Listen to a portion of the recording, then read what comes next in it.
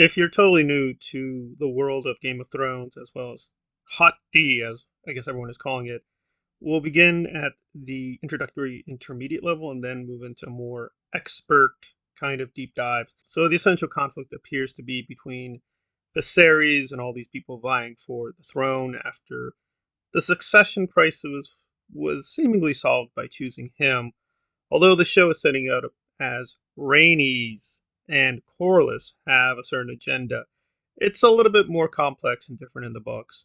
It wasn't necessarily anti-feminist or anti-woman why Viserys was chosen, but the show is framing it a little bit differently. So Viserys, for the most part, is being portrayed as a good, if perhaps a little unmindful king. Corlys is warning him about the pirates. He doesn't seem to care. He's concerned about his wife. He's a little blind to Daemon's flaws, who commands the gold cloaks and is being overly brutal and overly ambitious. For instance, he's sitting on the Iron Throne, and that's not allowed, but he did it anyway. But we do see a kinder side when he is with Rhaenyra and how they share and exchange with one another gifts, and they speak the old language of Valyria. And that probably gets us to one of the first impasses, which is Lord Corlys and whether his, quote, black skin breaks the canon. It's a little bit all over the place. I'll have to do something separate on that, but essentially it is plausible because Valyria actually is a major city with a lot of trade and traffic, so it is plausible that the bloodline could be more, quote, dark than light skinned. It is true that the Targaryens are typically, stereotypically, with silver hair and purple eyes, but you notice they're not doing the purple eyes here. So they're sort of keeping some things canonical, but letting a few things go. This is also true for Game of Thrones, where they were fairly exact in some details, but with a lot of other details, they were sloppy. Hot D is decidedly much more accurate because it looks a lot more brighter and bigger, which is true in the books. Obviously, for budgetary reasons, in the first couple seasons of Game of Thrones, they couldn't quite match the books, but even when they did get bigger budgets, they didn't quite show how massive the whole world is, including the wall, the shape and size of the cities, or the ships, or even the battles. As big as Game of Thrones was, it didn't really show how huge the world of Game of Thrones is. And the tournament that they actually show kind of highlights that. Again, it looks fake because we know the crowd is not real, but that would be more typical, this massive crowd, whereas with season one of Game of Thrones, it looked kind of puny. And given that the king is there, you'd think it'd be much bigger.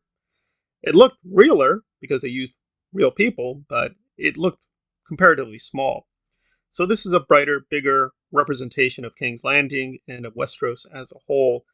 But the Starks and other houses, which people are familiar with, are only on the sidelines here, though we do get them swearing fealty at the end of the episode, but again, they'll probably become prominent later. But this is essentially a sort of family affair with Daemon clearly wanting to be the heir and Viserys being nervous. I want to thank In Deep Geek, who I think highlighted this. It seems that Daemon insulted his dead brother by calling him heir of the day, but it's unclear if he is being insulting or that is just his particular mannerism in terms of mourning his brother. Probably was unwise the way he did it, but it may not have been vicious. So even though this show is representing the world in a quote objective manner, this is the events as they should be or will be recorded, whereas in the books there's a lot of unreliable narration.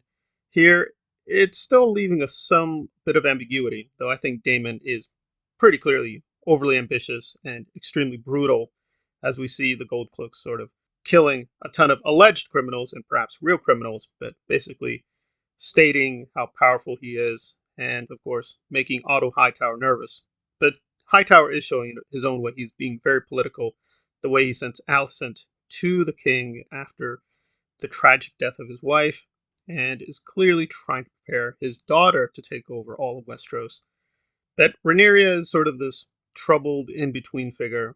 It's again a lot like Daenerys, although Daenerys had a sense of purpose and destiny. And that's probably the most significant thing in terms of the lore that the show is establishing, which was hinted at in Game of Thrones, but never really solidified because they had the prophecies early on.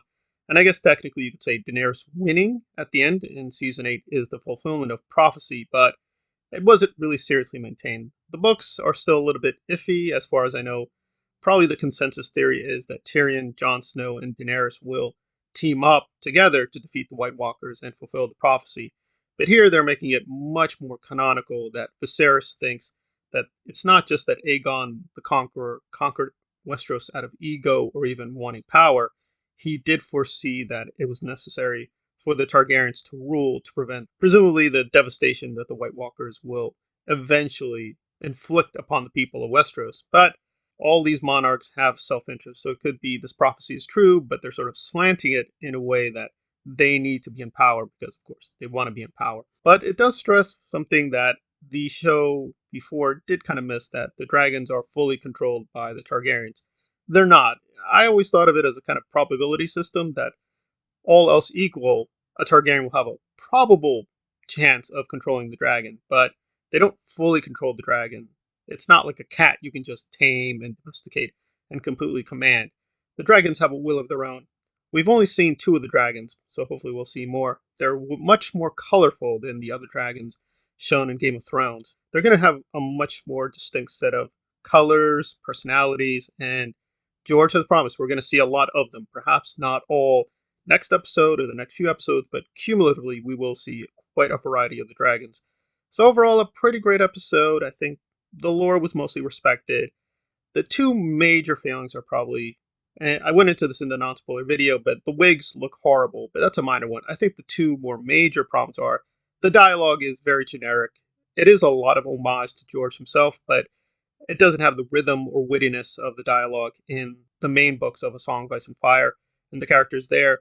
Again, the book itself that this is based on is not also dialogue heavy, so they can't really snatch up his dialogue. So it's very respectful of his legacy, but it doesn't have the same power of his own dialogue. So that's pretty noticeable. Another major problem is, of course, the CGI and the way it's being integrated with the real world settings. It looks fantastic and it looks believable, but if you squint, you will notice how fake it is and how the editing tries to hide things through choppiness and just being so fast that you don't question the environments. So it looks good, but again, if you do kind of pause what's going on, you're going to notice it stands out as very fake.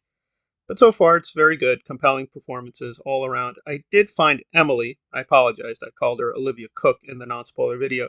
Emily still feels a bit of a disappointment, but I guess maybe they're saving her more melodramatic or key scenes for later. But we do get the basic establishment of the different personalities, their conflicts, and also even the romance, with Cole clearly having certain fixation on Rhaenyra. But things may change, because obviously this is not going to strictly follow the books, so the romances and the conflicts and deaths and tribulations may turn out a little bit differently than in the book proper.